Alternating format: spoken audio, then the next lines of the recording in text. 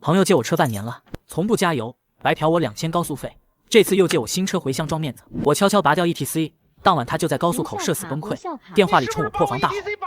朋友高明借走了我的车半年了，这半年里油费他从没主动给过一次。上次他借走1周，说是去林市见个重要客户，车还回来的时候，油表灯亮的刺眼。我老婆莉亚去加油，差点在路上抛锚。更让我恼火的是 ETC 账单，1周时间2000块。高明拍着我的肩膀，笑得一脸理所当然。兄弟，够意思，这车开着就是舒服。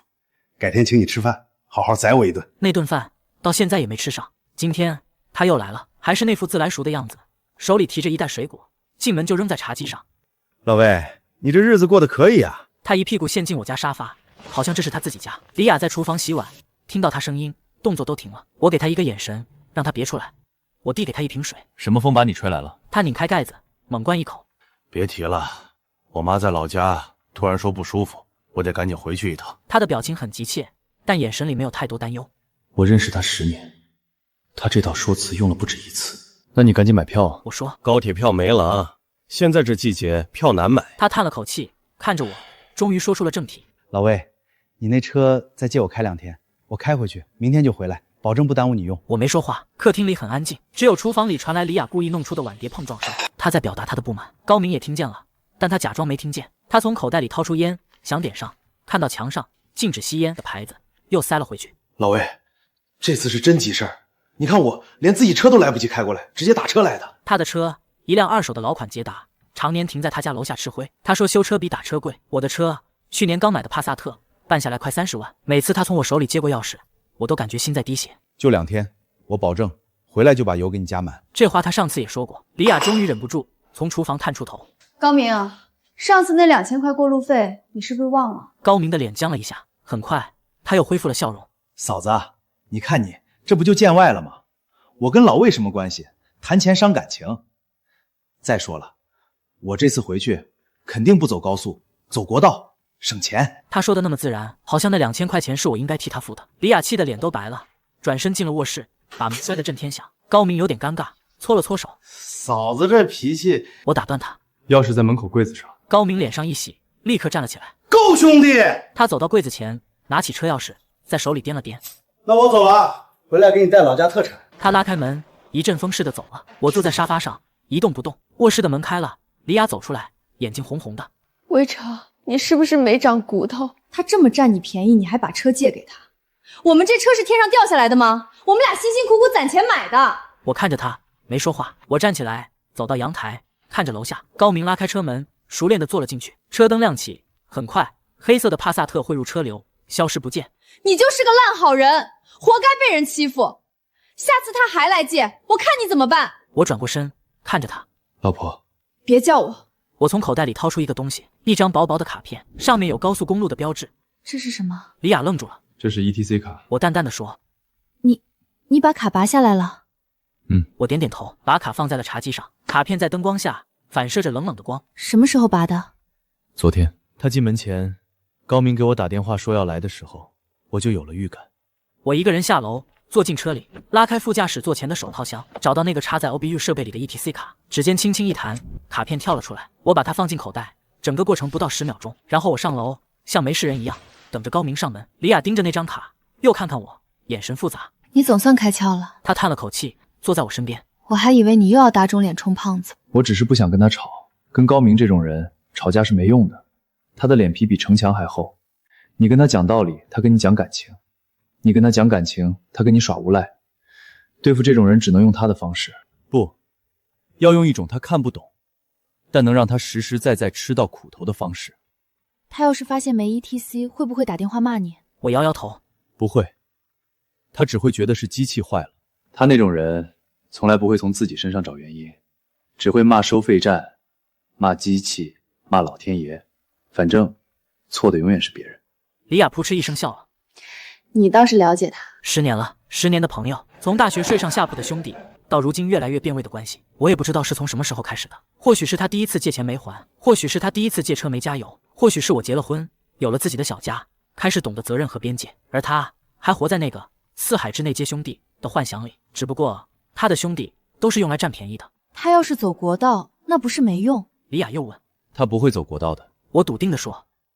国道限速，路况复杂，开8个小时都到不了。他嘴上说的好听，真上了路，肯定一脚油门就上高速了，方便快，还不用自己花钱，何乐而不为呢？李雅没再说话，家里的气氛缓和下来。她去给我热了杯牛奶，我坐在沙发上，看着电视里无聊的综艺节目，心里却异常平静，甚至还有一丝隐秘的期待。我在等一个电话。高明的老家在邻省，全程高速600多公里，开得快也要7、8个小时。他下午3点从我家走的，顺利的话，晚上10点多就能到。中间他肯定会进服务区休息一下，吃点东西，上个厕所。他不会发现 ETC 有问题的，只有到最后下高速的时候，当他像往常一样潇洒的把车开进 ETC 通道，以为栏杆会自动抬起，但栏杆不会抬起，冰冷的电子提示音会一遍又一遍的响起。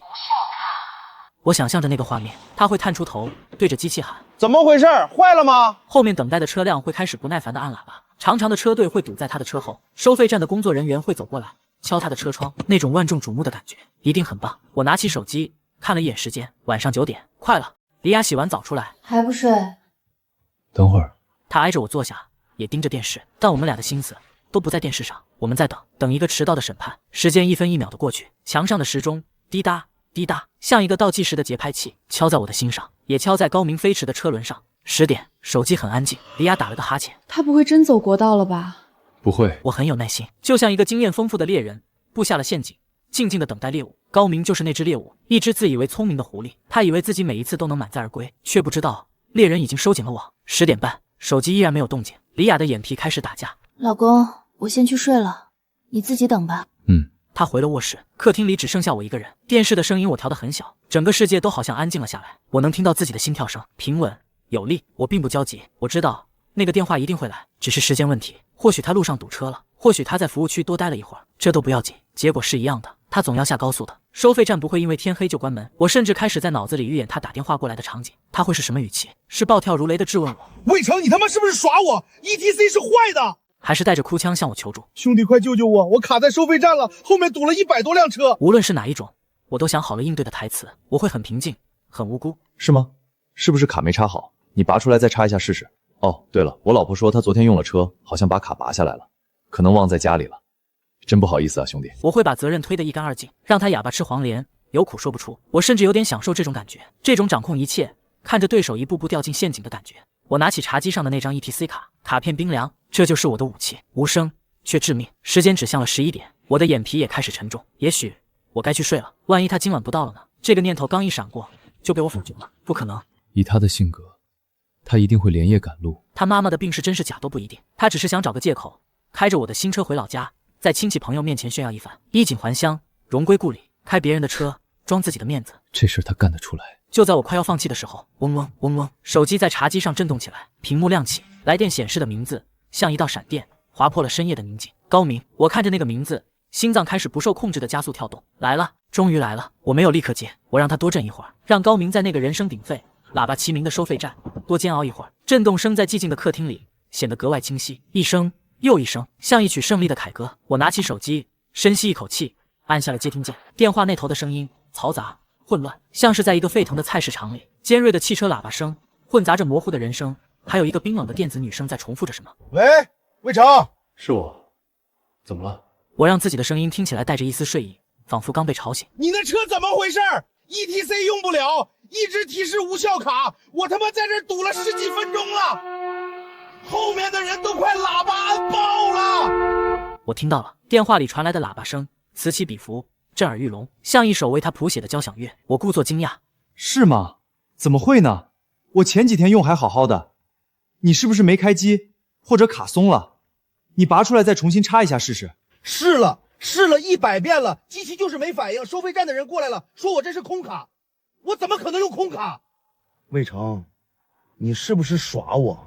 他的声音里带上了怀疑，我心里冷笑。你的脑子总算转过来了那么一点，可惜晚了。怎么可能？我耍你干嘛？我叹了口气，语气里充满了无奈和一丝委屈。兄弟，你先别急，到底什么情况？我被堵在人工通道了，让他们给我想办法。他们非说是我卡的问题，我现在后面堵死了，前面也过不去。那个收费员跟看傻子一样看着我。高明的声音里甚至带上了一丝屈辱。我能想象到那个画面，他开着一辆崭新的帕萨特，却像个小丑一样被困在小小的收费亭前，接受着四面八方投来的鄙夷目光。他最爱面子，而我就在此刻把他最看重的面子狠狠地踩在了地上。那你先想办法出来啊！怎么出来？我身上没带那么多现金。他终于说到了重点，这才是他打电话的真正目的，不是质问，是求助，或者说是理直气壮的索取。要多少钱？380。他飞快地报出数字。你赶紧转给我，我先交了钱出去再说。他的语气不是商量，是命令，好像我欠他这笔钱一样。380，我故意拉长了音调。这么贵，你从哪儿开到哪儿？别废话了，快点！他已经完全失去了耐心，背景里的喇叭声更密集了，我甚至听到了有人在用方言大声叫骂。兄弟，我换上了一副为难的语气。不是我不帮你，这么晚了，我上哪儿给你转账去？你手机干什么吃的？微信、支付宝啊？我手机里没那么多钱啊。我说的是实话，我的零钱通里只有几百块备用，大额的钱都在理财和银行卡里。那你绑了银行卡？银行卡的密码我老婆管着呢，她已经睡了。我把李雅推了出来。我要是现在把她叫起来，她能把我生吞了。魏成，你是不是故意的？我故意什么？我怎么知道你 ETC 会出问题？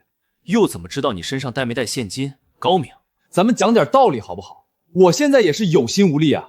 电话那头沉默了，只有嘈杂的喇叭声还在继续。我知道他正在飞速的思考，他在判断我话里的真假，也在权衡他下一步该怎么做。向我低头求饶，不可能，那不是他的性格，他只会把这笔账记在我头上，然后找下一个能被他压榨的兄弟。行。过了足足半分钟，他只说了一个字。那你先想办法，不行就找收费站的人商量一下，看能不能先过去，明天再来交钱。我继续扮演着我的好兄弟角色。嘟嘟嘟，电话被他挂断了。我看着漆黑的手机屏幕，嘴角微微上扬。客厅里一片寂静，刚才那震耳欲聋的喧嚣仿佛只是我的一个幻觉，但我知道那一切都是真实发生的。在600公里外的一个高速收费站，高明，我最好的朋友，正在体验着他人生中最难忘的一个夜晚。我站起身走进卧室，李雅还没睡着，侧躺在床上玩手机。她看到我进来，立刻坐了起来，她的眼睛里闪着光。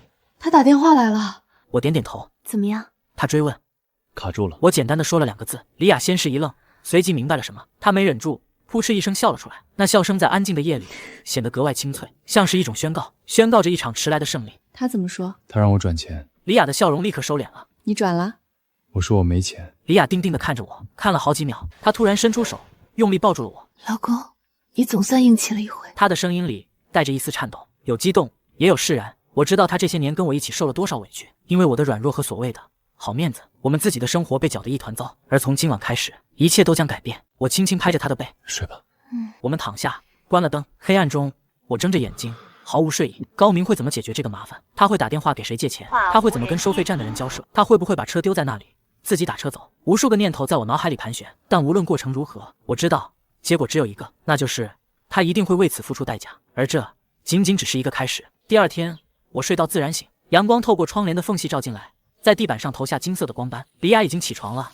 厨房里传来煎鸡蛋的香味，这是很久没有过的轻松早晨。我拿起手机看了一眼，没有未接来电，也没有任何消息。高明那边一夜沉寂，他没有再打电话过来质问我，也没有发消息骂我，这有点不符合他的性格。他不是一个能吃哑巴亏的人，事出反常必有妖。我点开微信，进入朋友圈，手指飞快地向下滑动，很快我就找到了我想要的东西。高明在凌晨4点发了一条朋友圈，没有文字，只有一张图片，一张高速收费的发票照片，金额那一栏380元。被他用红色的圈特意标了出来。照片的背景是一只握着方向盘的手，那只手我认得，手腕上那块假的劳力士金表格外显眼。他这是在向我示威，也是在向我们所有的共同好友宣告，我魏成是一个多么小气、多么不够朋友的人。为了区380块过路费，让他在收费站丢尽了脸面。我把手机递给李雅，她正在摆放碗筷，看到那条朋友圈，脸色沉了下来。他这是什么意思？想让我社会性死亡，让我们共同的朋友都看看我这个兄弟有多不靠谱。这人怎么这么无耻？李雅气得把筷子重重地拍在桌子上。他自己借车不给钱还有理了？他就是想通过舆论压力逼我把钱给他。不仅是这380，还有上次那2000块，他都想一笔勾销。甚至他想让我感到愧疚，以后更好地控制我。这就是高明的手段。他很擅长利用别人的同情心和道德感，把自己塑造成一个受害者，从而达到他不可告人的目的。那你打算怎么办？要不要在下面评论把事情说清楚？不用。我摇了摇头。为什么？就让他这么污蔑你？你现在去解释，就像一个急于辩解的罪犯，别人不会相信你，只会觉得你是在推卸责任，为了几百块钱跟朋友在朋友圈撕破脸。那怎么办？就这么算了？李雅不甘心。不算。我拿起一片吐司，咬了一口。我要让他自己把这条朋友圈删了。李雅疑惑地看着我。怎么删？我没有直接回答他，我拿出手机，点开高明的头像，给他发了一条微信。我的语气充满了歉意和懊悔。兄弟，昨晚真对不住了。我早上问了李雅，她说她昨天擦车的时候看到卡脏了，就顺手拔下来擦了擦，后来给忘了，卡就在咱们家茶几上放着呢。你看这是闹的，都怪我没提前检查一下。你把卡号发给我，我看看能不能在 App 上帮你把这张票给交了。我打出这段话，每一个字都经过了深思熟虑。我把自己放在一个犯了错但急于弥补的好兄弟位置上，把所有的责任都揽到自己和老婆头上，这样就完全打消了他对我故意整他的怀疑。至少表面上是这样，他无法再指责我，因为我已经承认了错误，并且态度非常诚恳。消息发出去后，我没有等他的回复，我慢条斯理地吃着早餐。李雅在一旁看着我，欲言又止。她不明白我为什么要这么低声下气，我知道她在想什么。对付高明这种硬碰硬是不行的，只会两败俱伤，必须要用软刀子，让他感觉不到疼，却能让他流血不止。过了大概10分钟，手机响了，是高明回的消息。他没有发文字，发来一张照片，是那张380块钱发票的特写，意思很明显，别说那些没用的，把钱给我。我笑了，鱼儿上钩了。我立刻回复，看到了，兄弟，这钱我肯定得出，你别生气了，是我不对。这样，我下午去银行把钱取出来，晚上给你送过去。你不是说明天就回来吗？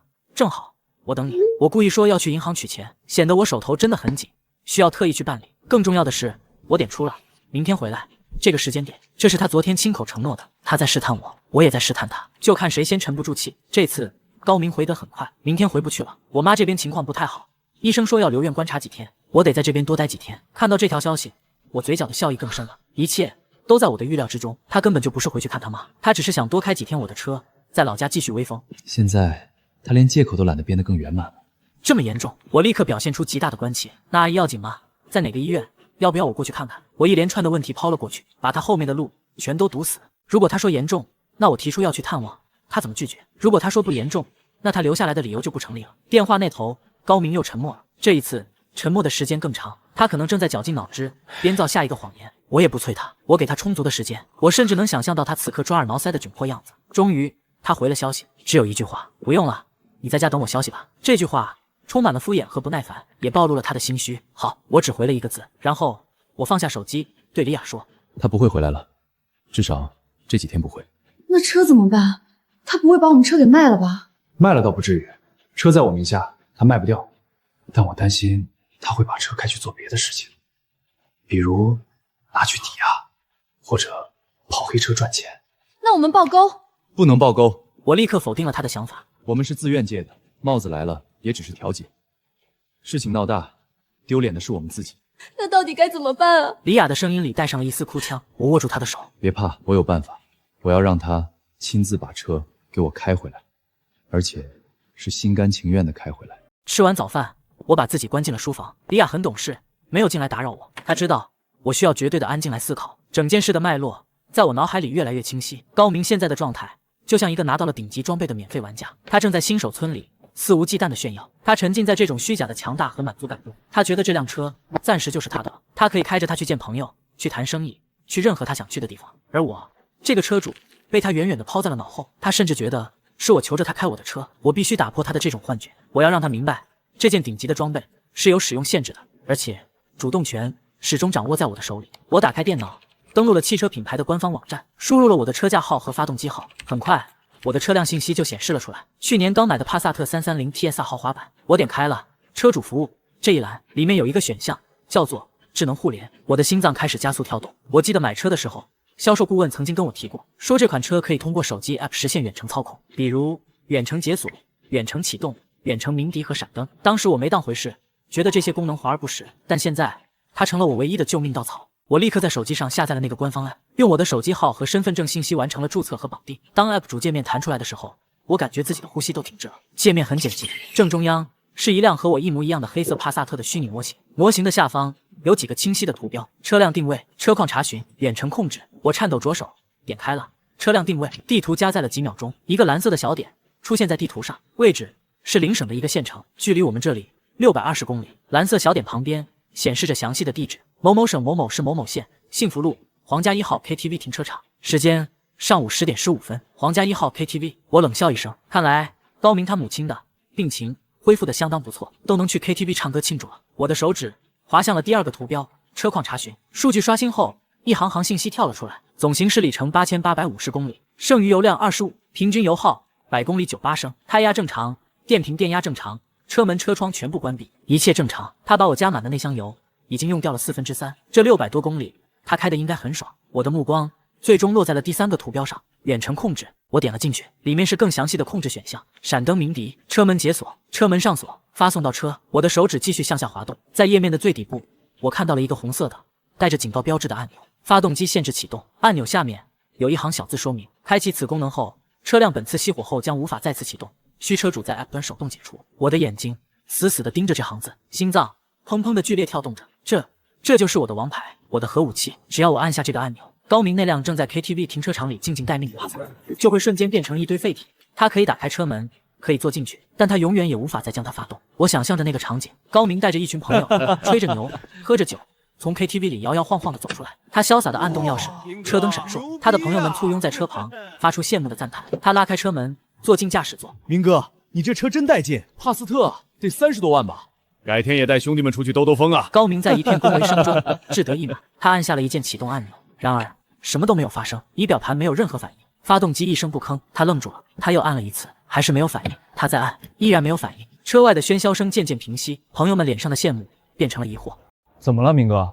车坏了。高明的额头开始冒汗，他拼命地踩着刹车，按着启动键，车子就像死了一样，毫无生机。刚才还众星捧月的他，瞬间变成了一个天大的笑话。那种从云端跌落地狱的感觉，一定比在收费站被堵着要难受100倍。我深吸一口气，强迫自己冷静下来。现在还不是时候，猎人需要足够的耐心，在最合适的时机给予猎物最致命的一击。我退出了远程控制界面，回到了高明的微信聊天框。我给他发去了第2条消息：兄弟，在忙吗？刚问了一下 4S 店的朋友，他说我车子好像快到首保的里程了。你现在开了多少公里了？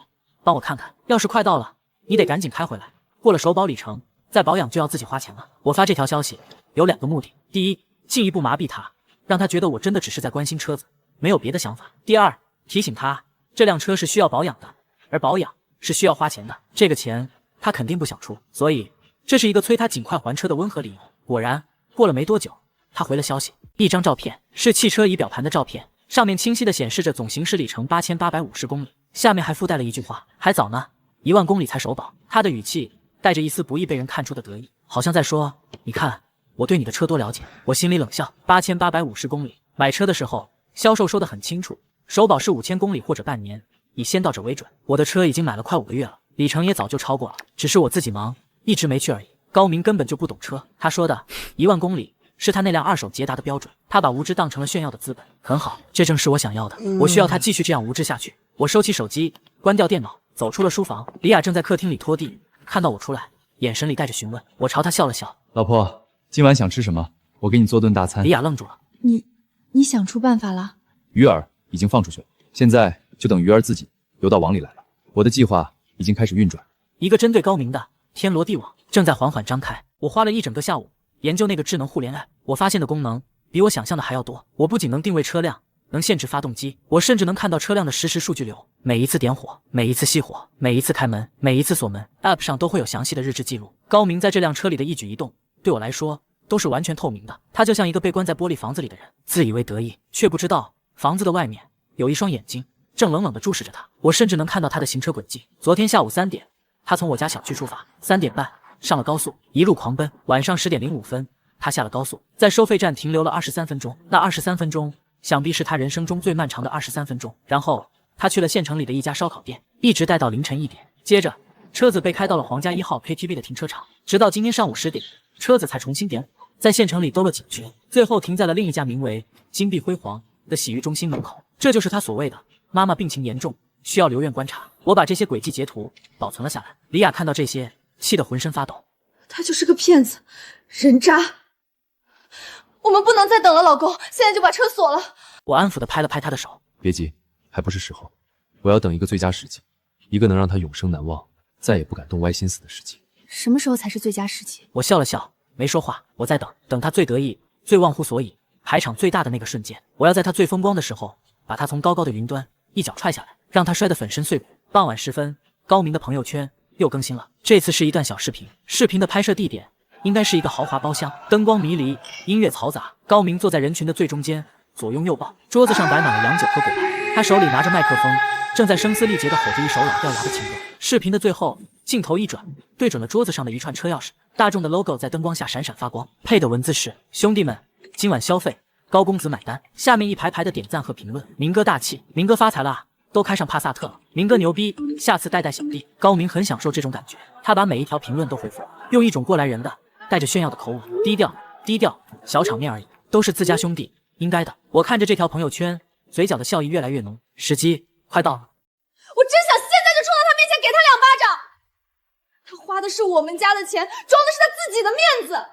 老婆，别生气，他蹦跶不了多久了。你看，鱼儿已经玩得得意忘形了，收网的时候马上就要到了。晚上10点 ，App 显示我的车离开了金碧辉煌洗浴中心，开始在县城的街道上移动，车速不快，很平稳。轨迹显示它正在往城郊的方向开。我放大地图，终点的名字让我皱起了眉头，盘龙山庄。我立刻上网搜索了一下，这是一家开在山顶的度假酒店，以消费高昂和风景优美著称，是当地有钱人最喜欢去的销金窟。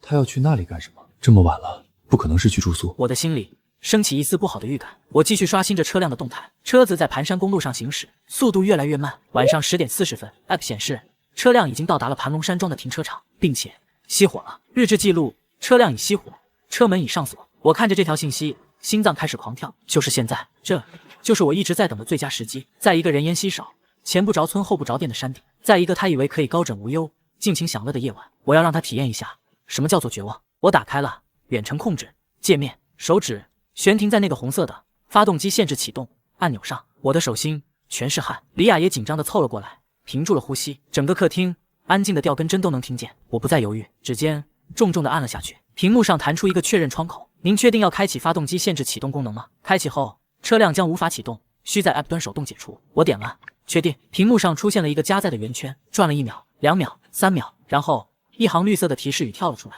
指令已发送成功，车辆发动机已被限制，无法启动。我长长的舒了一口气，感觉全身的力气都被抽空了。我放下手机，靠在沙发上，李雅紧紧地握着我的手，她的手冰凉。成功了，成功了！我们俩对视一眼，都从对方的眼睛里看到了一丝疯狂的快意。结束了，不是好戏刚刚开始。高明，祝你在山顶上度过一个愉快的夜晚。我以为高明的电话会很快打过来，或许是半小时后，或许是1小时后。当他想离开盘龙山庄，却发现车子无法启动的时候，他一定会第一时间想到我。然而我错了，我等到了11点半，手机一片寂静。李雅已经困得不行，先回房睡了。我一个人坐在客厅，盯着手机屏幕 ，App 上的车辆定位，那个蓝色的小点始终静静地停留在盘龙山庄的停车场，一动不动。他没有尝试启动车辆，一次都没有。日志记录里没有任何点火失败的提示，这很奇怪。他把车开到山顶的酒店，然后就扔在那里不管了。他今晚不走了，要在那里过夜。就算是过夜，他总要挪一下车，或者检查一下车辆吧。我的心里那股不祥的预感越来越强烈。高明这个人无利不起早，他不会平白无故的把车开到一个昂贵的度假山庄，他一定有他的目的。我再次点开了他的朋友圈，没有任何新的动态。我又翻了翻我们共同好友的朋友圈，也没有任何线索。高明就像从人间蒸发了一样。我开始感到一丝不安，我的计划是不是哪个环节出了问题？这个发动机锁真的管用吗？会不会有什么办法可以破解？我上网查了很多资料，所有的信息都显示，这种车厂自带的远程控制安全级别非常高，除非有车主的授权，否则就算是4S店的技术总监也无法在本地解除。那高明到底在干什么？我强迫自己冷静下来，也许他只是喝多了，在酒店的房间里睡着了。等他明天早上醒来，发现车子发动不了，一切还是会按照我的剧本走。我这样安慰着自己，关掉了客厅的灯，回到了卧室，躺在床上，我却翻来覆去，怎么也睡不着，脑子里全是那辆停在山顶的帕萨特和一个不知所踪的高明。这一夜我睡得很不安稳。第二天一早，我6点钟就醒了，第一件事就是拿起手机，打开那个 app， 蓝色的小点依然在盘龙山庄，位置没有任何变化，日志记录里也没有任何新的操作。车子就像一尊雕塑，在那个山顶的停车场待了一整个晚上。我彻底失去了耐心，我不能再这么被动的等下去了，我必须主动出击。我点开高明的微信头像，直接拨通了语音电话，响了很久。就在我以为没人接，准备挂断的时候，电话通了。喂，电话那头传来一个陌生女人的声音，我愣住了。你好，我找高明。他不在，你是哪位？我是他朋友魏成。哦，你就是车主啊。女人的语气突然变得有些奇怪。车主？他怎么知道我是车主？高明跟他说了什么？高明呢？我追问。他手机落我这儿了，人已经走了。走了？他去哪儿了？不知道，他有事儿，先回去了。你那车他也开走了。什么？我的脑子嗡的一声，车开走了？这怎么可能？我明明已经把发动机锁死了。我立刻切出通话界面，刷新了地图上那个蓝色的小点依然在盘龙山庄，他根本没有动。这个女人在撒谎。你到底是谁？我车明明还在山庄的停车场，怎么会被开走？电话那头沉默了，过了几秒钟，女人冷笑了一声。你还知道车在停车场啊？看来你都知道了。我告诉你，魏成，你别在这跟我装蒜。高明都跟我说了，你们俩合起伙来，不就是想赖掉那笔钱吗？我告诉你，没门儿！那辆车已经被我扣下了，什么时候把钱给我送过来，我什么时候把车还给你。女人的声音变得尖锐而歇斯底里，我完全听懵了。什么钱？扣下了我的车？这都哪儿跟哪儿啊？你等一下，我努力让自己的思绪清晰起来。我不明白你在说什么。高明欠你钱？不是他欠我钱，是他拿你这辆车做的抵押。他说车是他的，押了20万。昨天晚上把钱拿走，人就不见了，打电话也打不通。我告诉你，我不管你们俩是什么关系，这车现在是我的了，20万1分都不能少，不然我就把这车拆了卖零件。我的大脑里像是有个炸弹爆炸了。抵押20万，我最担心的事情终究还是发生了。高明这个畜生，他竟然真的拿着我的车去做了抵押。他不仅骗我，他还骗了别人。他现在拿着那20万块钱已经跑路了，只留下一个烂摊子和一辆被锁死在山顶的车，还有一个暴怒的随时可能撕票的债主。我感觉自己的手脚一片冰凉，事情已经完全超出了我的控制。我设下的陷阱不仅没能困住狐狸，反而把自己也给套了进去。喂，说话呀，你哑巴啦！电话那头女人还在咆哮。我深吸一口气，强迫自己镇定下来。现在不是慌乱的时候，我必须拿回主动权。你先别激动，这件事从头到尾都是高明一个人的问题。我是受害者，你也是受害者。车是我的，有行驶证和购车发票为证。你私自扣留我的车是违法的。我没有扣你的车，我只是在帮你保管。等你把20万拿过来，你随时可以把它开走。当然是在你能把它发动的前提下。他似乎知道这辆车出了点问题。你什么意思？没什么意思，就是昨天晚上我们找人想把车挪个位置，结果发现这车根本打不着火，找了好几个师傅来看，都说没毛病，但就是启动不了。他的语气充满了试探。我明白了，他怀疑是我动了手脚，我不能承认。一旦承认，我就从一个受害者变成了参与者。我不知道，可能是车子本身的电子故障。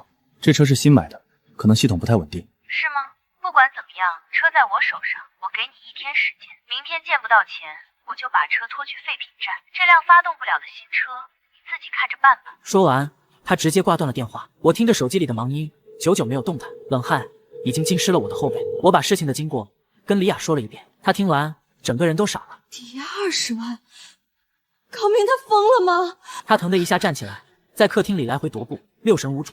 我们现在怎么办，老公？我们该怎么办？要不我们报警吧？不能报警，一旦报警，事情就会变得无比复杂。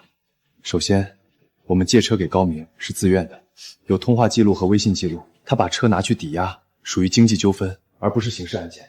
警察最多是调解，让我们去法院起诉高明。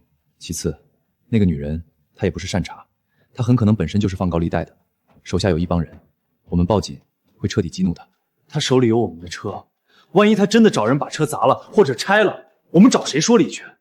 最后，也是最关键的，我远程锁车这件事儿，不能让第三个人知道，尤其是警察。这件事一旦说出去，我们就从完全的受害者变成了有过错的一方，到时候我们有理都说不清。那我们就只能认栽了。那可是20万啊！我们辛辛苦苦攒了那么多年的钱，就这么白白送给一个骗子和一个放贷的。他的眼泪终于忍不住流了下来。我走过去，把他抱在怀里。不，我们不认栽，钱我1分都不会给，车我也一定要完完整整拿回来。怎么拿？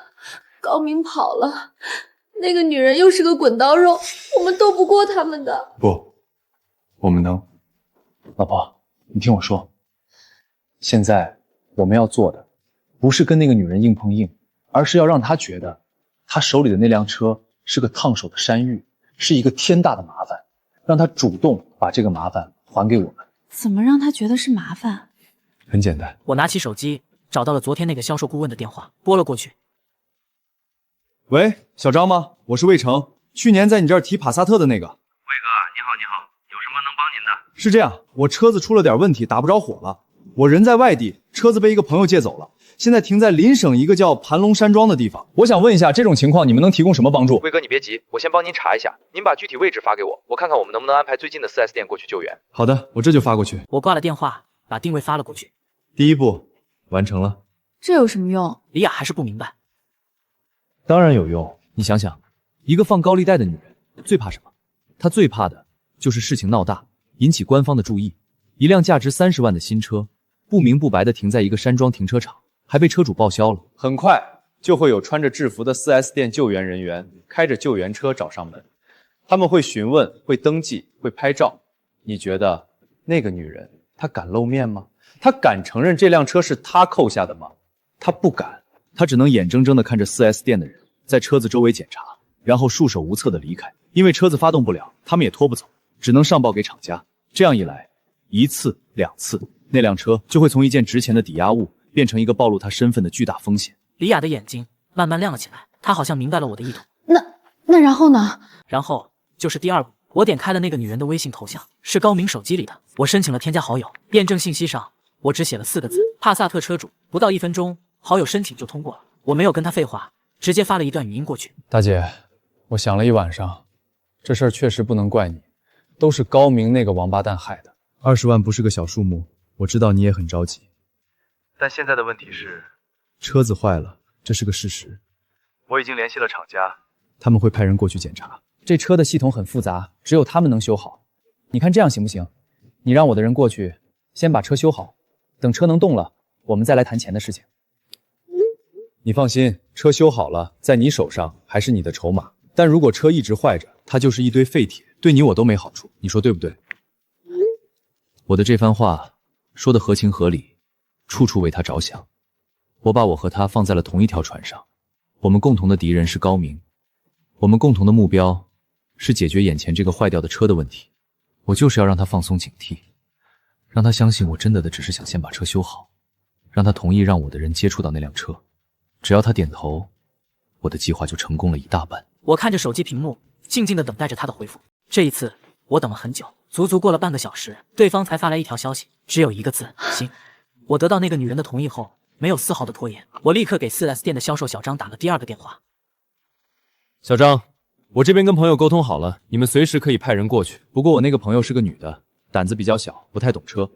你们的人过去之后，就说是厂家派来做车辆故障排查的就行，千万别提是我让他们去的，免得他紧张。我明白了。小张很专业。我们这边系统里查到了，距离盘龙山庄最近的一家授权 4S 店大概有40公里。我已经跟他们联系过了，他们会马上派出一辆救援车和2名资深技师过去，预计1个小时内就能到。太好了，麻烦你了，小张。不客气，魏哥，您是我们的 VIP 客户，这都是应该的。挂了电话，我长长的舒了一口气，棋盘已经摆好，第1颗棋子已经落下，接下来就看对手如何应对了。我没有再联系那个女人，我要给她留出足够的空间去想象，去恐慌。李雅在我旁边紧张地看着我。老公，他们真的会去吗？会的。4S 店有严格的服务流程，客户报修他们必须出勤。更何况这是一辆还在质保期内的新车，出了这种打不着火的严重故障，他们比我们更紧张。他们也怕是车辆的批次质量问题，那对品牌声誉是巨大的打击。我安抚着李雅，其实也是在安抚我自己。我的手心一直在冒汗，这1个小时是我有生以来感觉最漫长的1个小时。我没有开电视，也没有玩手机，我就坐在沙发上静静的等待。时间1分1秒的过去，我的手机终于响了，是一个陌生的座机号码，归属地正是邻省的那个城市。我心头一跳，知道是 4S 店的人到了。我按下了免提键。喂，您好，是魏成魏先生吗？对，是我。魏先生您好，我们是大众 4S 店的售后服务人员，我们现在已经到达了您说过的盘龙山庄停车场，也找到了您的那辆黑色帕萨特，但是车门锁着，我们无法进行检查。请问您的朋友在附近吗？需要他过来用钥匙开一下门。来了，我等的就是这个电话。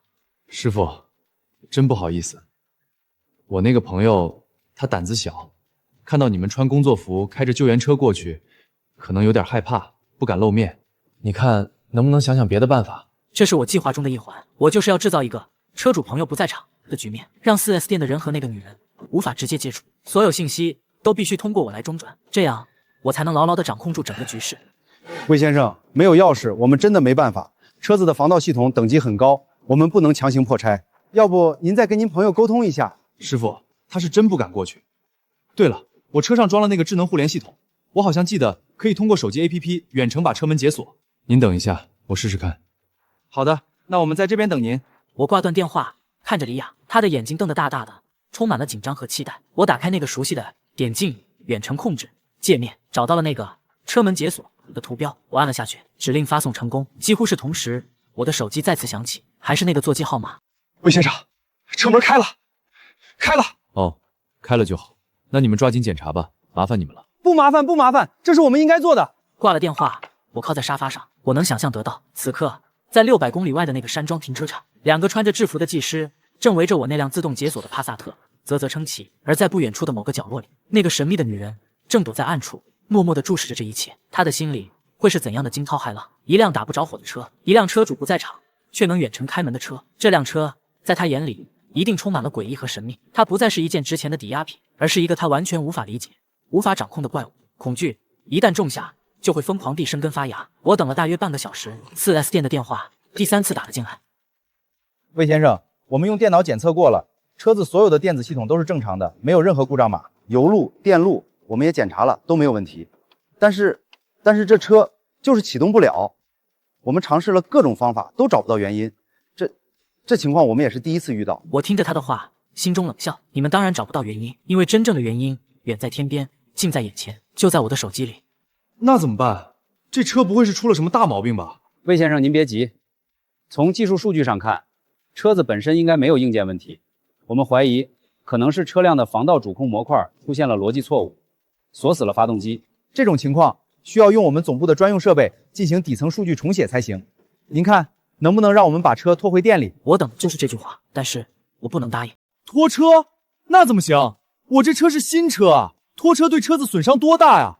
而且我朋友还在那边呢，你们把车拖走了，他怎么办？魏先生，这是目前唯一的办法了。不行，绝对不行。你们再想想别的办法。要是实在不行，就让车先放在那儿吧，等我过2天自己过去处理。我不能因为一辆车把我朋友一个人扔在山顶上。我话说的大义凛然，既保护了我的车，又体现了我的义气。电话那头的技师彻底没话说了。那好吧，魏先生，我们就先把情况记录下来，上报给厂家。您这边有什么需要，随时再联系我们。好的，辛苦你们了。我知道刚才我跟技师的这番对话，那个躲在暗处的女人一定想方设法的听到了。她现在一定更加确信，她手里的这辆帕萨特是个天大的麻烦，一个连 4S 店都束手无策，甚至需要拖车才能解决的麻烦，一个车主宁愿不要车也要撇清关系的麻烦。这个烫手的山芋，他还敢继续拿着吗？夜渐渐深了，我和莉亚简单的吃了晚饭，2个人都没有什么胃口。虽然我的计划在顺利进行，但车子毕竟还在别人手里，1天没有拿回来，我们的心就始终悬着。那个女人一整天都没有联系我，这很反常。按照我的预想，经历了白天 4S 店的官方探访之后，他应该会感到恐慌，会主动找我谈判，但他没有。那他就像一个耐心的猎手，在跟我比拼定力，找更厉害的汽修师傅，还是找专门解锁公司的人才。我不能让他有太多思考的时间。我必须在他找到外援之前，彻底击溃他的心理防线。我看着窗外的夜色，一个更加大胆的计划在脑海中形成。我要给他再加一把火，一把能把他所有侥幸心理都烧得干干净净的火。老公，你在想什么？李雅看我一直不说话，有些担心。我在想，怎么让一个做了亏心事的人晚上睡不着觉。我神秘地笑了笑，我拿起手机，再次点开了那个 app。这一次，我的目标不是车门解锁，也不是发动机限制，而是那个我之前一直觉得很鸡肋的功能——闪灯鸣笛。盘龙山庄高端酒店，来这里的人非富即贵，他们要的是安静、私密。如果在这样的环境里，停车场的一辆车在3更半夜突然自己又闪灯又鸣笛，会发生什么？安保会第一时间赶到，然后呢？他们会联系车主，可是车主是我，他们联系不上，他们只能去找这辆车的实际控制人，那个女人。如果她住在酒店里，安保会去敲她的房门，只是把车停在这里。如果她没住店，只是把车停在这里，酒店就会把她当成无主的问题车辆。无论哪种情况，引人注目的麻烦源，那个女人会从暗处彻底暴露在聚光灯下。我看着李雅，老婆，想不想看一场午夜的灯光秀？李雅愣了一下，随即明白了我的意思，她的眼睛里闪过一丝兴奋的光芒。会不会太过了？对付非常之人，需用非常之法。我不再犹豫，时间晚上11点整，这是一个大部分人都已经进入梦乡的时间。我的手指在闪灯鸣笛的按钮上轻轻一点，指令发送成功。我仿佛能穿透600公里的空间，看到那辆停在寂静山顶停车场的黑色帕萨特。突然之间，双闪应急灯开始疯狂闪烁，刺眼的灯光在黑夜里一明一暗，像一只怪兽的眼睛。紧接着，尖锐的鸣笛声划破了宁静的夜空，滴滴滴滴滴，急促刺耳，充满了警示的意味。在空旷的山顶，这声音足以传出很远很远。我启动了功能，就没有再关掉，让它一直响，一直闪，像一个无法安抚的怨灵，在寂静的山庄里不停地哭嚎。他会怎么样？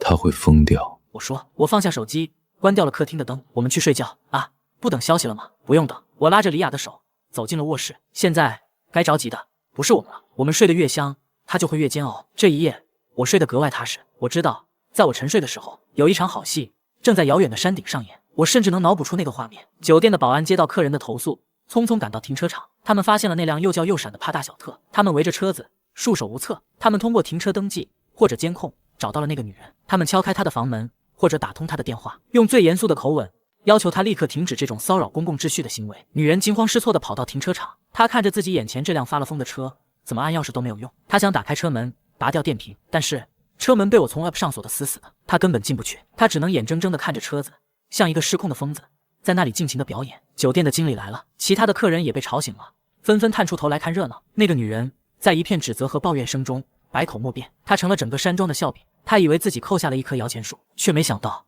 请回来一尊瘟神。第二天我醒来的时候，天已经大亮。我拿起手机，屏幕上显示着17个未接来电，全部来自同一个陌生号码，就是那个女人的号码。最早的一个是昨天夜里11点20分，最后的一个是今天早上6点半。她打了一整夜。我看着那长长的未接来电列表，脸上露出了胜利的微笑。鱼儿终于被彻底逼疯了。我没有立刻回拨过去，我慢悠悠的起床，洗漱，给李雅做了一顿丰盛的早餐。我们吃着早餐，看着晨间新闻，就好像什么事都没有发生过。李雅好几次都忍不住想问我，我都用眼神制止了她。我要让那个女人在无尽的等待和煎熬中耗尽她最后的一丝耐心和尊严。上午9点，我觉得火候差不多了，我用我的手机回拨了那个号码，电话几乎是秒接。喂，电话那头传来一个女人歇斯底里的咆哮，那声音沙哑、疲惫，充满了无尽的愤怒和崩溃。你终于肯接电话了，魏成，你他妈的到底对那辆车做了什么？他昨天晚上叫了一整夜，酒店的人差点没把我吃了。你是不是人啊你？他劈头盖脸的一顿痛骂。我没有说话，我静静的听着，等他骂累了，喘着粗气的时候，我才用一种带着浓浓睡意，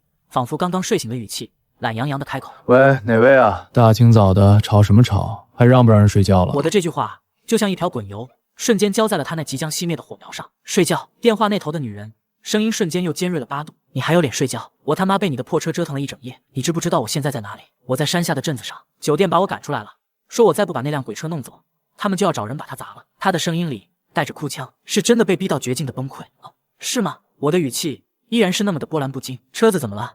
怎么会响一晚上？是不是防盗器出问题了？我怎么知道？他咆哮道。魏成，你别跟我装傻，这车是不是你搞的鬼？饭可以乱吃，话可不能乱说。大姐，我人在几百公里外，我能对我的车做什么？我好心好意把车借给朋友，结果朋友把我车拿去抵押了，现在车又出了问题，我才是最无辜的那个受害者，好不好？你现在反过来赖我，你讲不讲道理？我的一番话把自己撇得干干净净，所有的锅都甩给了车子本身的问题。电话那头，女人被我噎得说不出话来。她可能也知道，她没有任何证据证明是我在背后操控。从法律上讲，我占尽了道理。过了好一会儿，她的语气软了下来，带着一丝恳求：魏成，魏兄弟，算我错了，行不行？我不该怀疑你，但是现在你得帮帮我。那辆车现在就是个赔钱货，停在酒店停车场，酒店要收我天价的停车费，还威胁要清账。我想找人把它拖走，可是问了好几家拖车公司，一听在盘龙山顶，都不愿意来。就算是来了，车门锁着，方向盘也锁着，他们也拖不了。兄弟，我现在是真的没办法了，你那20万，我不要了，行不行？我只要你赶紧过来，把你这尊瘟神给请走。他终于说出了我最想听到的那句话，他妥协了，他投降了，而且是彻底的、无条件的投降。20万，他不要了，这个代价太大了，他宁愿选择及时止损，也不愿意再跟这辆被诅咒的车有任何瓜葛。我的心里一块大石头终于落了地，但我脸上依然不动声色。不要了，我故作惊讶。大姐，你不是在跟我开玩笑吧？那可是20万啊，不是200块。高明骗了你那么多钱，你就这么算了？不算了还能怎么样？女人的声音里充满了绝望。他人已经跑了，手机也关机了，我去哪里找他？为了这20万，再把你这辆破车给搭进去，我不是亏得更大？魏兄弟，你就当可怜可怜我，我一个女人家做点小生意也不容易，这次算我倒霉，看走了眼，信了高明那个畜生。你就行行好，把车开走吧。他的姿态放得极低，从一开始的嚣张跋扈到现在的卑微乞求。我知道我的目的已经达到了，现在主动权已经完全回到了我的手上，我可以选择现在就去把车开回来，结束这场闹剧。但是我不想就这么算了。高明跑了，我暂时拿他没办法，但这个女人她也不是什么好人，她是放高利贷的，她跟高明是一丘之貉，她差一点就让我损失了30万的车和20万的钱，我不能让她就这么轻轻松松的金盆洗手，我要让她也为她的贪婪付出一点代价，一个让她足够肉痛但又不至于让她狗急跳墙的代价。我的脑子飞快地转动着，一个念头闪了出来。大姐，其实我也很同情你，咱们俩都是被高明坑了的受害者，按理说我应该马上过去把车开走，帮你解决这个麻烦。可是我也有我的难处啊。什么难处？你看，我从我这里开车到你那里，来回要1000多公里，扣掉的油费、过路费，再加上我还要请1天假，扣掉的工资，这对我来说也是一笔不小的开销啊。我开始跟他算起了经济账。电话那头，女人立刻就明白了我的意思。我懂，她连忙说道：“魏兄弟，你过来的一切费用都算我的，油费、过路费、住宿费、误工费，你说个数，我马上转给你。”她生怕我反悔。这多不好意思啊。我假意推辞，没什么不好意思的，这是我应该出的，只要你能把车开走，花多少钱都值。那我沉吟了一下，然后报出了一个数字。那你就给我转2万块钱吧。这2万块，1万是我的柴油费和误工费，另外1万就算是我替高明那个人先还给你的一部分利息，虽然不多，但也是我这个做兄弟的一点心意，你看怎么样？我这番话说的简直是滴水不漏，既要了钱，又把自己放在了一个有情有义的道德高地上。我是在帮你解决麻烦，我还要替我那个不争气的朋友还你一部分钱，我简直就是个当代活雷锋。电话那头的女人沉默了。2万块这个数字不多，但也不少，足以让她感到肉痛。我知道她正在心里快速的权衡利弊，是用2万块处理掉一辆价值30万但却是个巨大麻烦的车，还是为了省下这2万块继续跟这辆鬼车耗下去。我相信任何一个脑子正常的人都会做出正确的选择。好，过了大概半分钟，她咬着牙说出了这个字：我给你2万，你把卡号发给我，我现在就给你转，但是你必须保证今天之内就过来把车开走。没问题，我爽快地答应了。你把钱转过来，我马上就出发，最多10个小时我就能到。挂了电话，我长长的吐出一口气。李雅在旁边已经听得目瞪口呆，她看着我，眼神里充满了不可思议。老公，你让他给你转2万，他会给吗？他会。我的话音刚落，手机就收到了一条银行的短信：您的账户尾号 XXXX 于某月某日收到转账人民币20000元。我把手机屏幕亮给李雅看，她捂住了嘴巴，眼睛里满是震惊和崇拜。我看着那条短信笑了。高明，你用我的车骗了20万，现在我用你的烂摊子赚了2万，这笔钱是你该付出的第一笔利息，而我们的游戏才刚刚开始。我站起身，走到衣柜前，开始收拾行李。老婆，帮我准备点吃的。我要出趟远门了。去哪儿？去山顶。我回头冲他一笑，把我的车开回家。我没有立刻出发，我先去了一趟商场，给自己买了一套新衣服，从里到外还买了一副墨镜。然后我去理发店剪了一个清爽利落的短发。当我从理发店走出来，看着镜子里那个焕然一新、眼神锐利的男人，我知道过去的那个老好人魏成已经彻底死了。现在站在这里的是一个全新的我，一个懂得反击也懂得保护自己的我。我没有开车去，我的车还在山顶上。我选择了坐高铁，4个小时的车程。我没有看窗外的风景，我闭着眼睛，在脑海里将这几天发生的所有事情重新复盘了一遍，从拔掉 ETC 卡开始，到远程锁车，再到午夜凶铃，最后是那笔2万块的差旅费，每一步都在我的计算之内，甚至比我预想的还要顺利。我曾经以为对付高明这样的人只能忍，或者像李雅说的那样跟他撕破脸大吵一架，但现在我明白了，对付流氓你不能比他更流氓，因为你没有他那么没有底线。你要做的是站在一个他无法理解的高度，用他的贪婪和愚蠢来亲手为他掘好坟墓。下午4点，高铁准时到达了邻省的那个城市。我打了一辆车，直接去了和那个女人约好的地方，城郊的一个汽车修理厂。这里偏僻，人少，很适合做一些见不得光的交易。当我到的时候，那个女人已经在了，她靠在一辆破旧的桑塔纳旁边抽烟。看到我下车，她把烟头狠狠地扔在地上，用脚碾碎。她比我想象的要年轻，大概30多岁的样子，化着浓妆，但依然掩盖不住满脸的疲惫和憔悴。她穿着一件黑色的皮夹克，眼神里充满了警惕和不甘。你就是魏成？她上下打量着我。是我。我点点头。她从口袋里掏出我的车钥匙，扔了过来。我稳稳地接住。车就在盘龙山庄的停车场，你自己上去开。昨晚的停车费，还有今天早上找拖车公司的咨询费，总共3000块，我也给你付了。现在我们俩清了。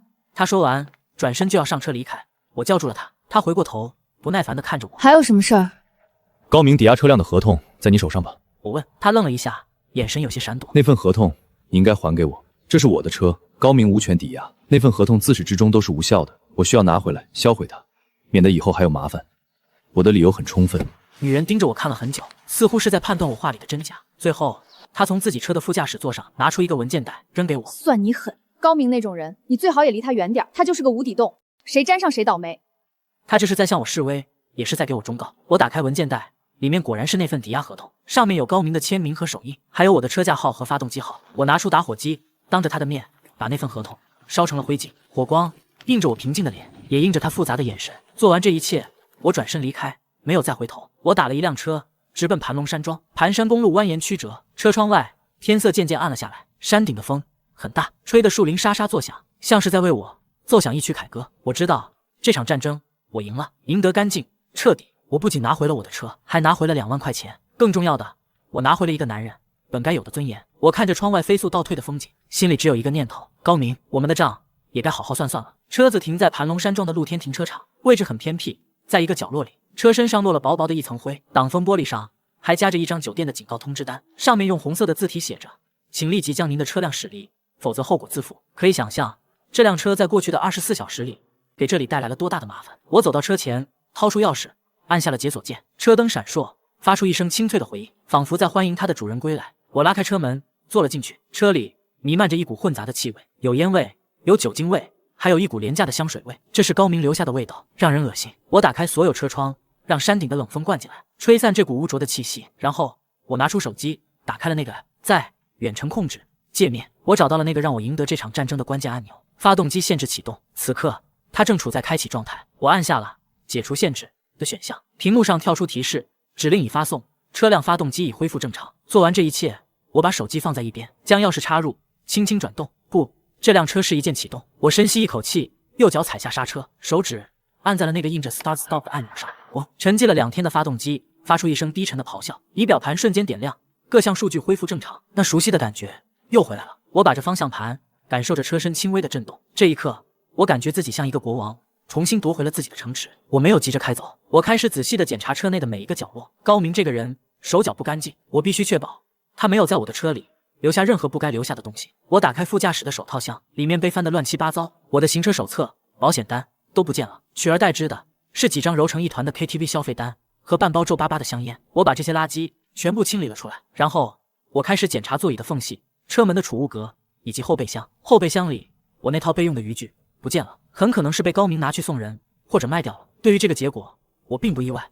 就在我准备放弃，打算开车下山的时候，我的手在驾驶座的下面摸到了一个硬硬的东西，是一个用牛皮纸包裹的文件袋，被塞在了座椅导轨和地毯的缝隙里，藏得很隐蔽。如果不是我检查的足够仔细，根本不可能发现。我的心猛地跳了一下，这不是我的东西，那只能是高明留下来的。他会把什么东西藏得这么小心翼翼？我怀着一丝好奇，将文件袋抽了出来，打开封口，我把里面的东西倒在了副驾驶的座位上。我的瞳孔瞬间收缩，那不是一份文件，而是一沓文件。最上面的一张是一份房屋租赁合同，但承租人的名字不是高明，而是一个我完全不认识的名字。合同下面是一堆杂乱的单据，有购买高档建材的发票，有定制家具的收据，还有几张大额的转账凭证。所有的证据都指向了一个事实：高明用他骗来的那20万块钱租下了一个房子，并且正在进行豪华装修。他根本就不是走投无路才去抵押我的车，他是在为他自己的新生活筹集启动资金，而我只是他众多垫脚石中的一块。我的手开始微微颤抖，不是因为害怕，而是因为愤怒。我继续往下翻，在文件袋的最底下，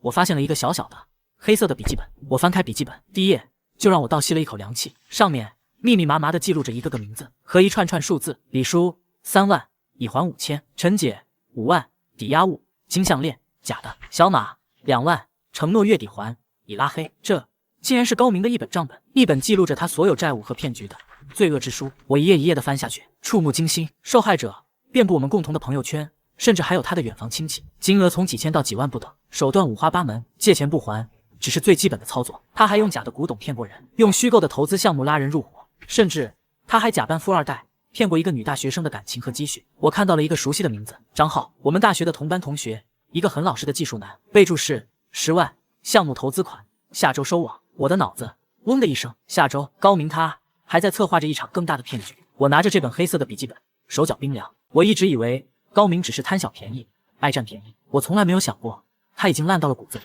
他是一个彻头彻尾的没有底线的诈骗犯。我看着窗外漆黑的夜色，我知道我不能就这么把车开回家，事情还远远没有结束。我不仅要拿回我的钱，我还要亲手把这个披着朋友外衣的恶魔送进他该去的地方。我开着车下了山，没有立刻上高速回家，我在山下的小镇找了一家干净的旅馆住了下来。我需要一个安静的地方，好好思考一下接下来该怎么做。黎亚给我打来了电话，老公，车接到了吗？什么时候回来？接到了，没事儿，临时有点事儿，可能要晚1-2天回，别担心，小事儿，你先睡。挂了电话，我把笔记本里的内容一页一页的全部用手机拍了下来，做好了备份，然后我把原件锁进了旅馆房间的保险柜里。这这是最重要的证据。我躺在床上，看着天花板，大脑在飞速运转。我手里的牌已经很明显了，这本黑色的笔记本就是我的王牌。但是这张牌要怎么打才能获得最大的效果？直接报警，这是我脑子里闪过的第一个念头，但很快就被我否定了。这本账本虽然记录了很多东西，但大多都是高明的单方面记录，缺乏直接的证据链。很多受害者可能都没有保留转账记录或者借条，警察就算立案，调查起来也会非常困难。而且一旦报警，我就必须出面作证。我远程锁车，以及向那个女人索要2万块钱的事情，就可能会被牵扯出来。虽然我是受害者，但我的手段也并非完全合法，到时候事情可能会变得很复杂，我不能冒这个险。那么我能做什么？我看着手机里张浩的名字，那个老实的即将被骗10万块的大学同学，我不能眼睁睁地看着他跳进火坑，我必须做点什么。一个计划在我心中渐渐清晰，既然无法借助官方的力量，那我就用我自己的方式来执行正义。高明不是喜欢骗吗？不是喜欢利用别人的信任吗？那我就用他最擅长的方式来对付他。我要织一张网，一张比他所有的骗局都更精密、都更天衣无缝的网。我要让他自己走进这张网里，然后亲手将他所有的罪恶公之于众。第二天一早，我退了房，开着我的帕萨特上了高速，但我的目的地不是家，而是账本上另一个受害者的城市。那是一个叫刘姐的女人，高明从她那里骗了8万块，理由是他能通过内部关系帮刘姐的儿子办进一所重点中学。当然，这件事从头到尾都是他编造的，钱一到手，他就以各种理由推脱。我开着车在高速上飞驰，阳光透过车窗照在我的脸上，我感觉不到丝毫的温暖，我的心里只有一片冰冷的杀意。这不是为了我自己，是为了所有被高明伤害过、欺骗过的人，为了张浩，为了刘姐，也为了过去的那个愚蠢善良的我自己。我花了3天时间，开车跑了4个城市。我见到了账本上记录在案的5个受害者。我没有暴露我的真实目的，我只是以一个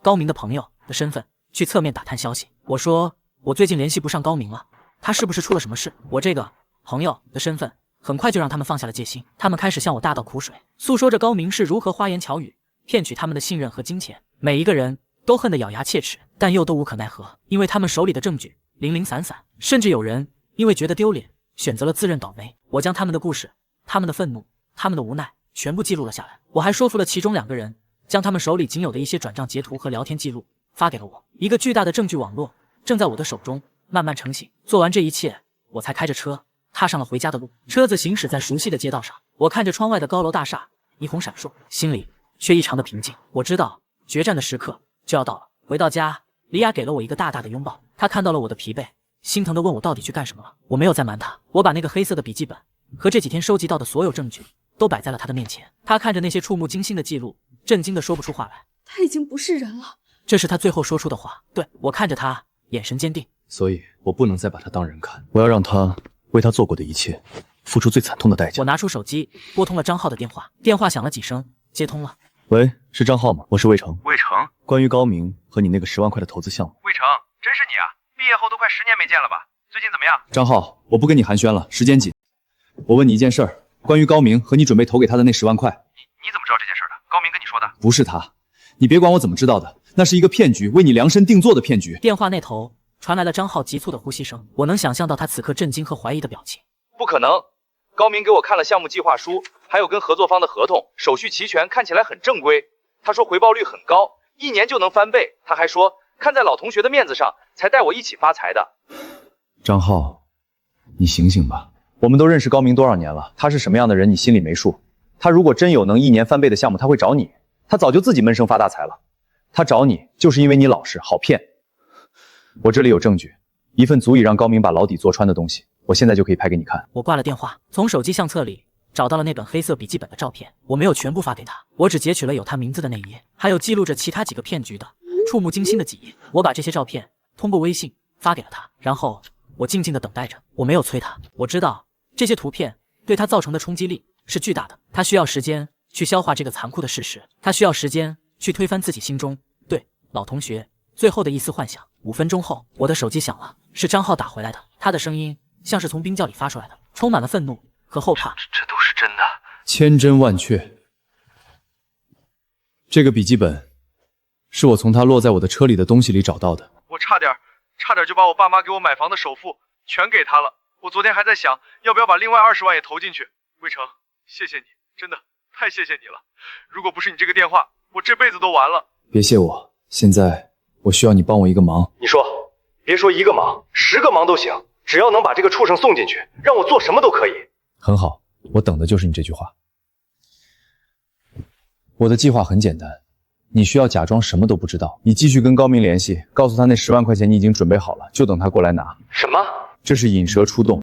高明现在一定像一只惊弓之鸟，他骗了那笔20万，又把我的车丢了，他肯定会躲起来，我们很难找到他。只有你这笔即将到手的10万块钱才是他唯一的诱饵，只要他相信你，他一定会自己送上门来。可是我怕我演不好，而且万一他拿到钱就跑了呢？他拿不到钱的，你只需要把他约出来，约到一个我们指定的地方，剩下的事情交给我。什么地方？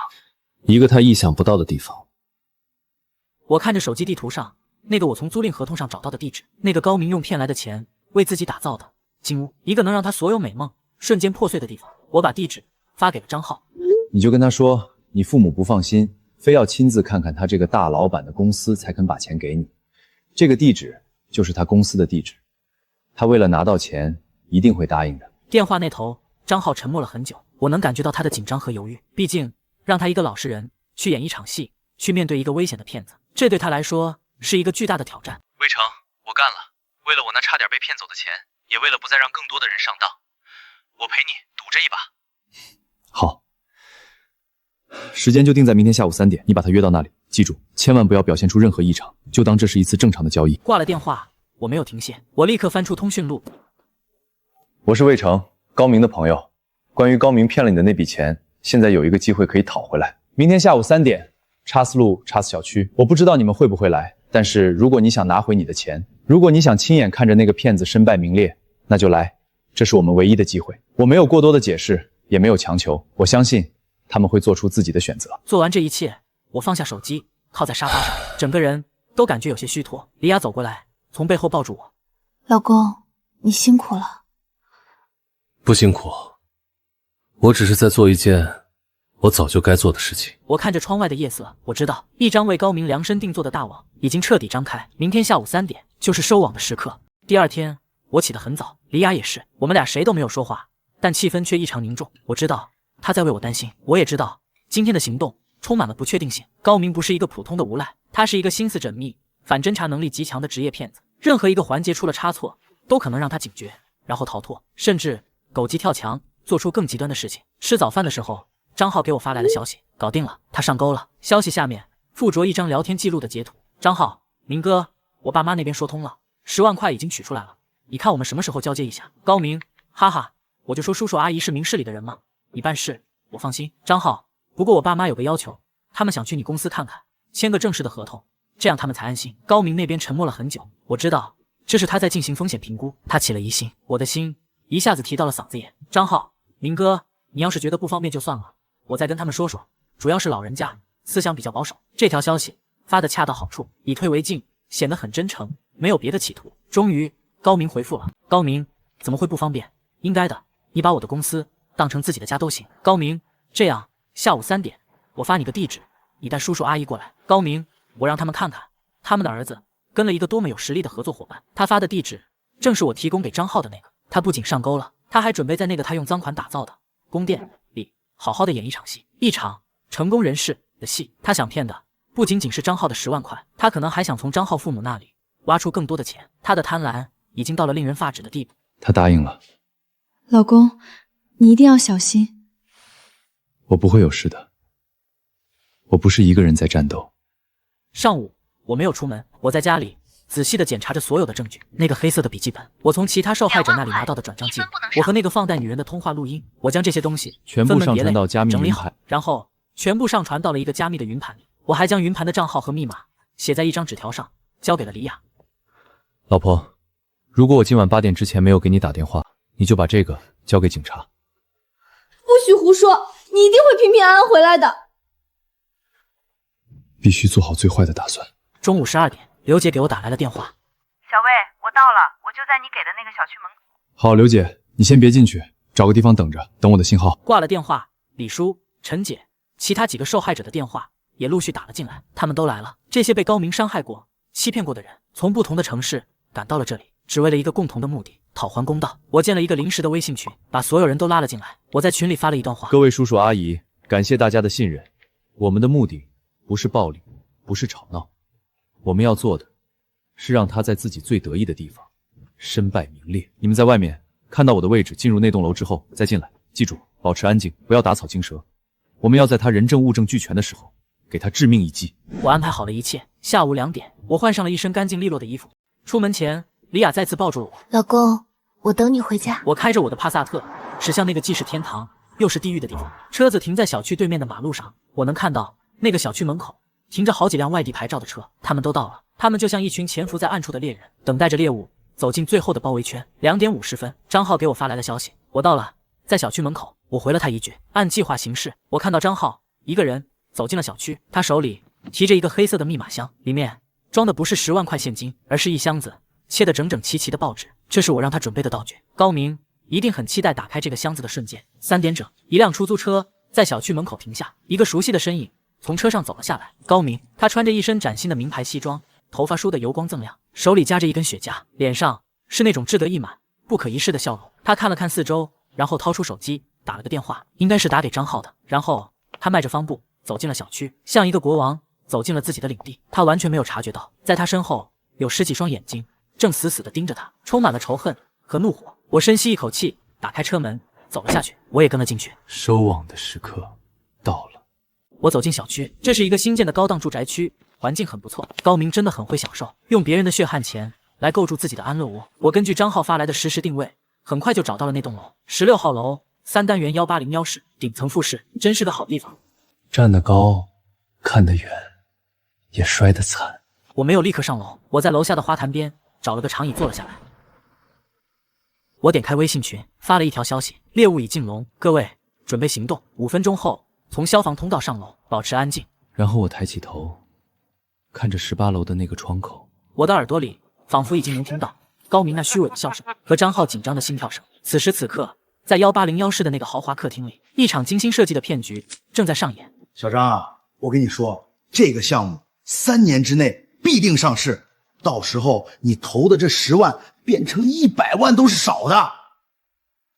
小张啊，好好干，以后哥带你吃香的喝辣的。明哥，这是10万块，您先点点。他脸上的贪婪将再也无法掩饰。然后，当他看到满箱的废报纸时，他的表情一定会非常的精彩，从狂喜到错愕，从错愕到震惊，从震惊到最后的暴怒。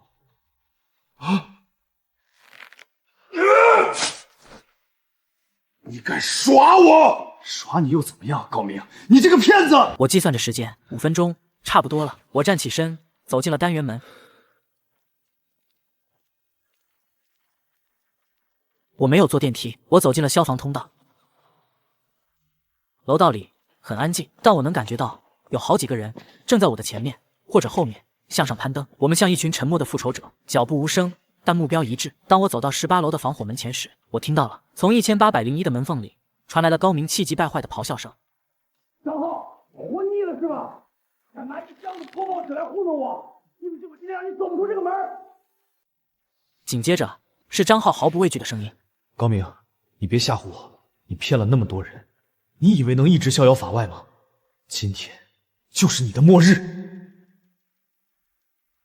哈哈哈哈哈哈！就凭你一个还没毕业的毛头小子，我告诉你，今天你不把那10万块钱拿出来，我不仅要让你走不出这个门，我还要让你家里人都不得安宁。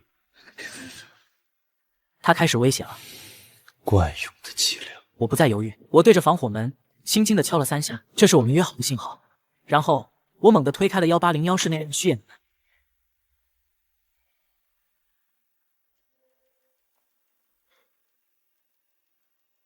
高明，我站在门口，看着客厅里那个因为愤怒而面目扭曲的男人。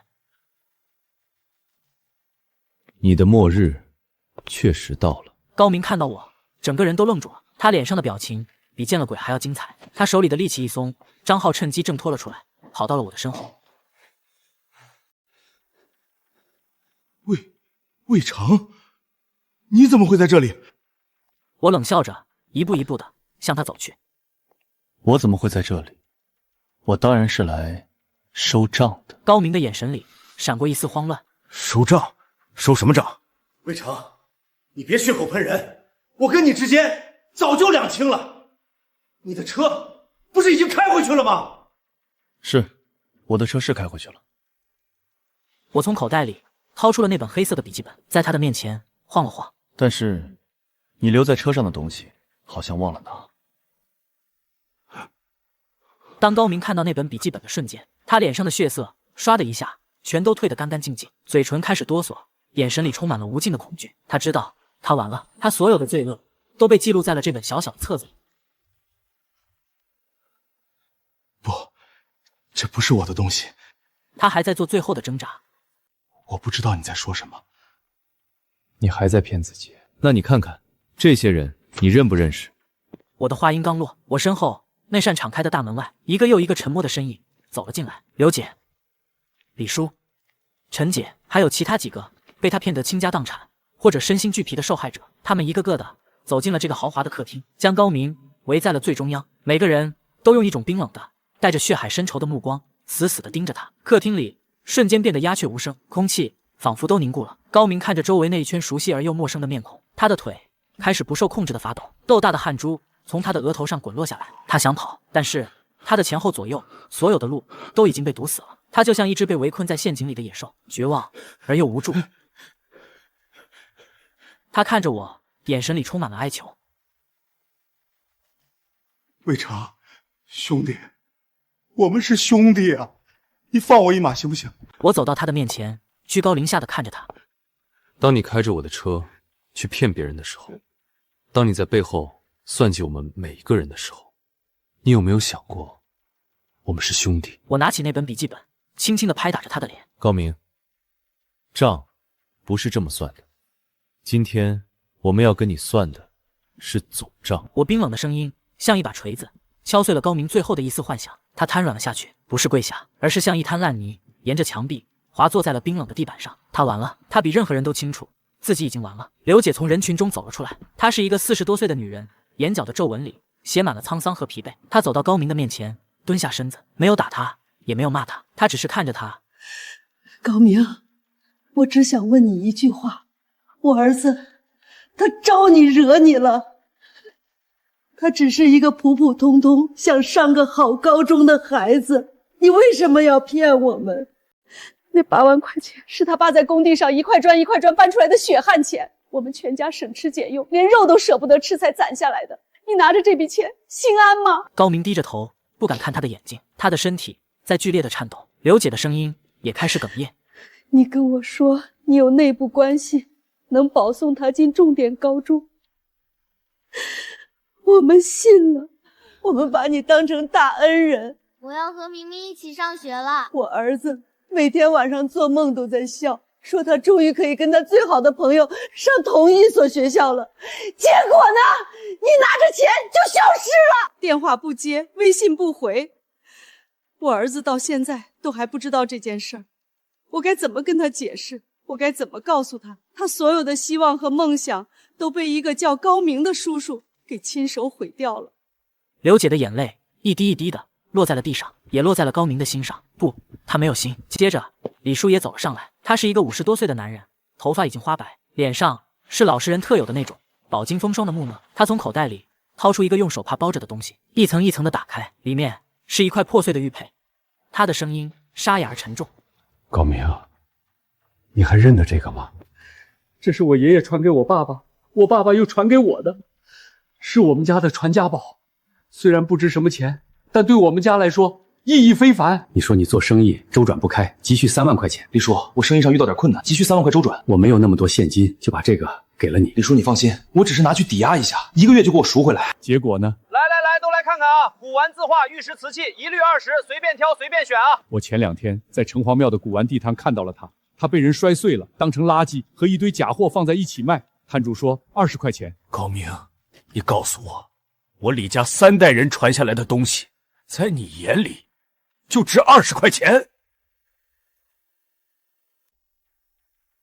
他说他爱我，说要和我结婚，然后拿走了我所有的积蓄。每一个人都在控诉着高明那罄竹难书的罪恶。那个被他骗了感情和积蓄的女大学生，那个被他用假项目坑了所有退休金的退休老师，那个被他借走救命钱导致家人病情恶化的远房表哥。他们就像一面面的镜子，照出了高明那丑陋不堪、早已腐烂的灵魂。高明被这些声音、这些目光彻底击垮了。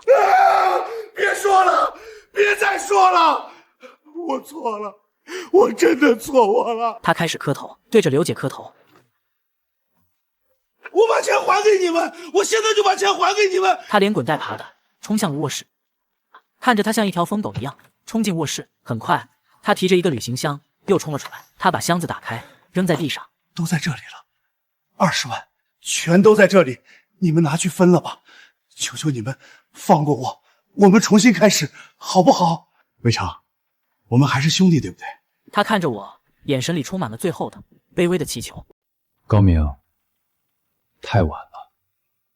有些错，一旦犯了，就再也没有机会重新开始了。我的话像最后的判决书，宣判了他的死刑。他眼中的光彻底熄灭了，他知道他已经没有任何退路。突然，他发疯似的猛地从地上站了起来，向着阳台的方向冲了过去。他想跳楼，所有人都惊呆了，没有人想到他会用这种极端的方式来逃避罪责。离阳台最近的张浩和另外一个年轻人下意识的就想冲过去拦住他。就在他的手即将触碰到阳台栏杆的那一瞬间，阳台的落地窗被人从外猛地推开了，两个穿着警服的身影像两座山一样挡在了他的面前。他们的手里还拿着一副冰冷的闪着荧光的手铐。警察的出现像一道惊雷，劈开了客厅里凝固的空气。所有人都愣住了，包括高明。他脸上的疯狂和绝望瞬间凝固，变成了无尽的错愕和不解。他想不明白，警察怎么会在这里？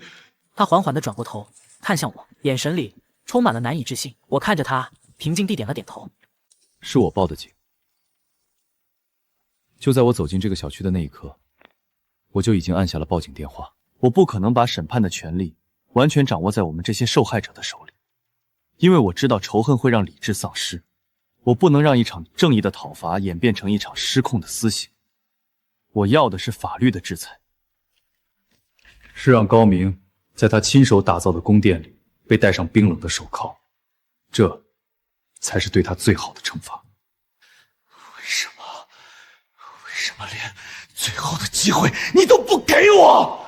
我冷笑一声，兄弟，下个月还你。我给过你很多次机会，当你第一次借钱不还的时候，当你第一次借车不加油的时候，当你一次又一次把我的善良和忍让当成你得寸进尺的资本的时候，你就已经亲手把所有的机会都给毁掉了。两个警察走了上来，不由分说的将手铐铐在了高明的手腕上。高明没有反抗，他像一个被抽掉了所有骨头的木偶，任由警察摆布。他的眼神空洞死寂，我知道他已经彻底认命了。我走了上去，将那本黑色的笔记本递给了其中一位警察。警察同志，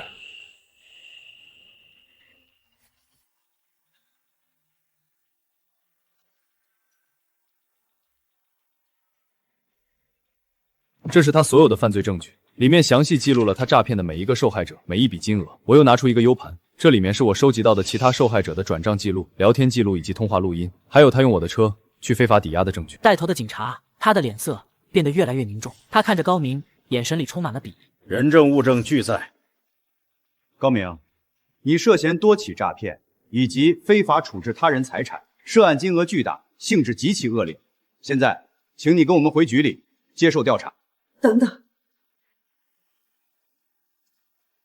高明，钱我可以不要，但是你必须跟我儿子说一声对不起。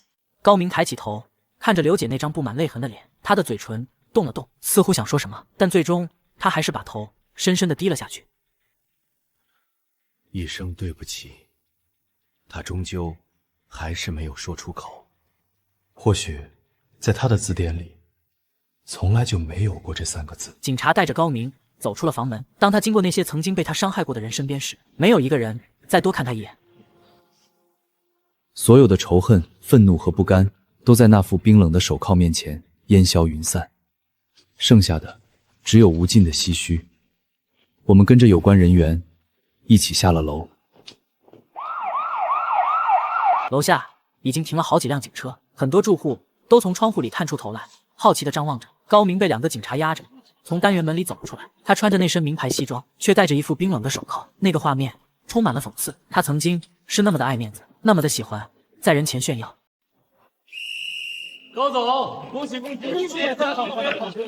恭喜恭喜！而此刻，他却以一种最狼狈、最耻辱的方式暴露在了所有人的面前。他被押上了警车，车门重重的关上，隔绝了两个世界。警车呼啸着驶离了小区，带走了高明，也带走了我们所有人心中那个盘踞多年的噩梦。刘姐看着警车消失的方向，突然蹲在地上放声大哭，压抑了许久的委屈、痛苦和绝望，在这一刻尽情地释放了出来。其他人也红了眼眶，大家互相搀扶着，安慰着。我们赢了，虽然代价惨重，但我们终究还是赢了。我看着漆黑的夜空，长长的吐出了一口气，感觉心里有什么东西彻底放下了。我拿出手机，拨通了那个熟悉的号码，电话很快就接通了。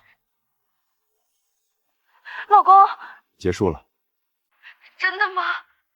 老婆，我回家了。回家的路上，我开得很慢，我的帕萨特在空旷的城市高架上平稳地行驶着。车窗外是城市的万家灯火，车窗内是我的心如止水。经过了这跌宕起伏的半个多月，我感觉自己像是经历了一场漫长而又艰苦的战争，而现在，战争结束了。我是那个唯一的幸存者，也是那个最终的胜利者。回到家，推开门，熟悉的饭菜香味扑面而来。李雅穿着围裙从厨房里探出头，看到我，她的眼睛一下子就亮了。她什么都没问，只是走过来，给了我一个紧紧的拥抱。我能感觉到她的身体在微微的颤抖，我知道她在害怕，也在为我骄傲。吃饭吧。桌子上摆着我最爱吃的几样菜，热气腾腾，像我们这个小家一样，充满了温暖。我们俩默默地吃着饭，谁都没有提起高明，也没有提起那场惊心动魄的抓捕。我们就像一对最普通的夫妻，分享着一天中最温馨的时刻。吃完饭，李雅去洗碗，我走到阳台上，点了一根烟，这是我这半个多月来抽的第一根烟。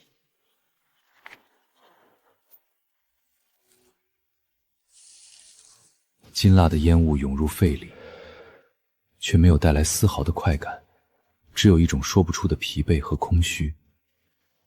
突然觉得高明这个人很可悲。他聪明，有手腕，懂得人情世故。如果他把这些心思用在正道上，他或许早就已经成功了。可是他没有，他选择了一条最快的，也是最黑暗的路。最终，他被自己的贪婪彻底吞噬。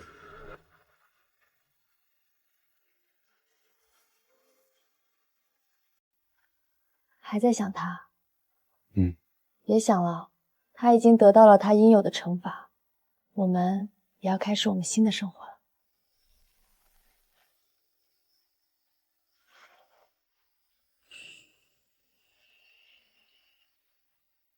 是啊，都结束了。我应该向前看。后来，我听说高明因为涉嫌多起诈骗，数额特别巨大，再加上非法处置他人财产，数罪并罚，被判了15年。那套他用赃款买的顶层复式也被法院拍卖，所得的款项按比例赔偿给了所有的受害者。虽然每个人拿回来的钱都不到被骗金额的一半，但是对大家来说，钱已经不是最重要的了。重要的是正义得到了伸张。那个放贷的女人也因为涉嫌非法经营，被有关部门立案调查。他手下的小额贷款公司被全面关停整治。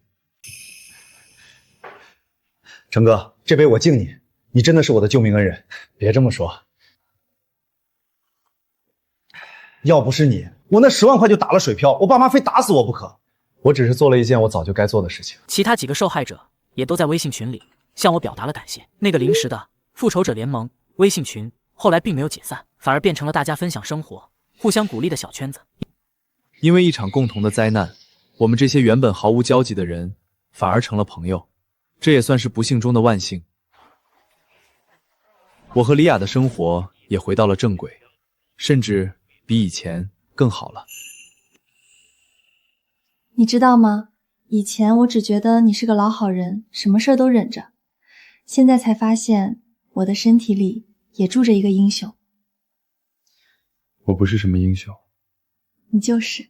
我只是一个学会了对不合理的人和事说不的普通人。周末的时候天气很好，我开着我的帕萨特，载着李雅去郊外的水库钓鱼。那套被高明卖掉的渔具，我又重新买了一套，比原来的更好。